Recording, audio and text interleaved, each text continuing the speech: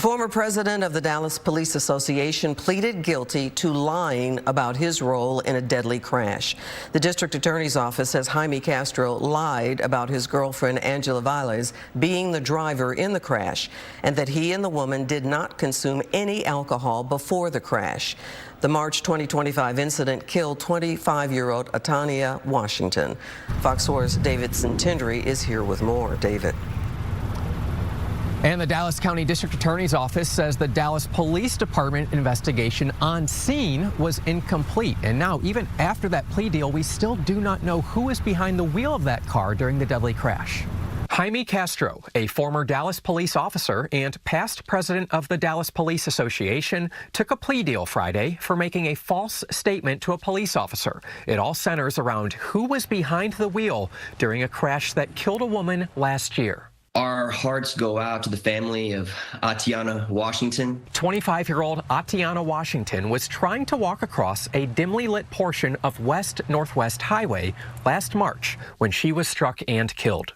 Prosecutors say Castro made a false statement claiming his girlfriend, Angela Velez, was the driver, and that Castro and her did not consume any alcohol before the traffic fatality. A third person was also in the car, and of the three, we still do not know who the driver was. But Castro has to take DWI classes as part of his plea deal, even though he was not charged with a DWI. Castro will surrender his peace officer license, pay a fine, and serve 1 year deferred probation.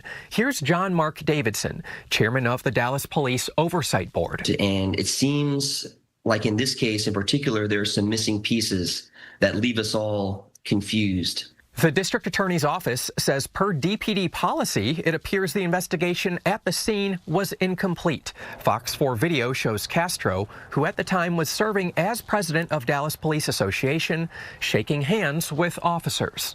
Some concerns, of course, from an oversight perspective when investigations are described as incomplete, it naturally raises questions. Castro retired in January, the same month a civil lawsuit was filed against Castro and Velez by Washington's family. The lawsuit claims Castro owned the vehicle and he and Velez admitted to consuming alcohol, but that law enforcement failed to conduct a thorough and impartial investigation, including a failure to adequately investigate intoxication. The lawsuit reads, the identity of the driver at the precise moment of impact is disputed and remains within the exclusive knowledge and control of defendants. It seems like the investigation wasn't done thoroughly to the point where we are still left with questions. Dallas Police Department says it's nearing the end of an internal review related to this case, so we'll be sure to let you know when we find out what its findings are. We reached out to Castro today but have not heard back, and his girlfriend, we want to point out, also pled guilty to that same charge about giving a false statement to a police officer.